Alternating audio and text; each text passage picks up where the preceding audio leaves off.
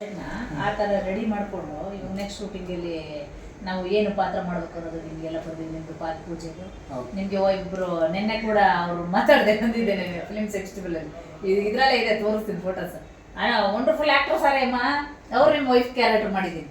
ಯಾಕಂದರೆ ಸರ್ ಈಗ ನೀವು ಹೊಸಬ್ರಾಗಿರ್ತೀರಿ, ಸ್ವಲ್ಪ ಗುರುತಿಸ್ಕೊಳ್ಳೋದು ಕಮ್ಮಿ ಇರುತ್ತೆ. ಹಳೊಬ್ರು ನಿಮ್ಮ ಜೊತೆ ಇದ್ದಾಗ ನಿಮ್ಮನ್ನು ಬೇಗ ಗುರುತಿಸ್ತಾರೆ, ಅದು ಇಂಪಾರ್ಟೆಂಟು. ಈಗ ಒಬ್ರು ಹೊಸಬ್ರು ಹಳೊಬ್ರು ಒಬ್ರನ್ನ ಹಾಕ್ಬೇಕು.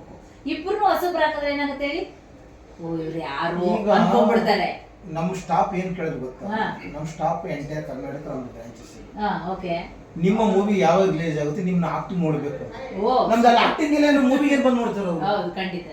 ಅದಕ್ಕೆ ಅವ್ರು ನೋಡಿ ಅಟ್ಲೀಸ್ಟ್ ಅವ್ರು ಒಂದು 25 ನಿಮಿಷ ಒಂದು ಸ್ಟಾಪ್ ಒಂದು ಒಳ್ಳೆ ಆಕ್ಟಿಂಗ್ ಕೊಟ್ಟಾರೆ. ಸೆಕೆಂಡ್ ಅವರು ಬರಬೇಕು.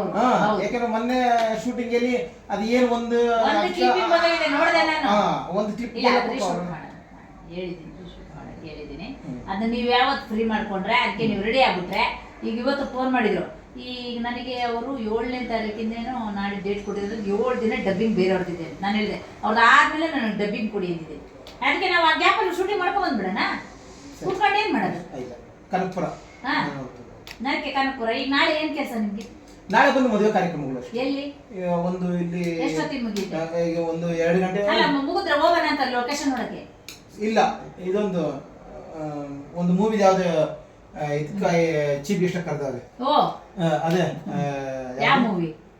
ಇವ್ರದ್ದು 7 ರಾಜ್. ನಾಳೆ ಇಲ್ಲಿ ಕಪಾಲಿಗೆ 1 ಗಂಟೆ ಹೋಗೋಣ. ನಾಳೆನಾ? ಆಯ್ತು, ಗೊತ್ತವ್ರ ಪರಿಚಯ ನನಗೆ. ಬನ್ನಿ ಕಪಾಲಿ 1 ಗಂಟೆ ಹೋಗೋಣ, ಮುಗಿಸ್ಕೊಂಡು ಹೋಗೋಣ. ಖಂಡಿತ ಮಾಡೋಣ. Thank you sir. ಇರ್ಲಿ ಆಯ್ತಾ, ಒಳ್ಳೆದಾಗಲಿ ನಿಮಗೆ. Nice meet you. ಎಲ್ಲರೂ ನಾವು ಚೆನ್ನಾಗಿ ಮಾಡೋಣ ಒಟ್ಟಿಗೆ ಸೇರಿ. ಓಕೆನಾ ಸರ್? Thank you sir. ಇವರು ಪ್ರೆಸ್ ಅವರು ಸರ್, ಮೇಲ್ಗಡೆ ಇರೋದು. ನನ್ನ ಕಿರಣ್ ಅಂತ, ನನ್ನ 25 ವರ್ಷ ಸ್ನೇಹಿತ. ನಾವು ಎಷ್ಟು ಅವತ್ತಿನ ಹೆಂಗಿದೀವಿ ಹಂಗೆ ಇದೀವಿ.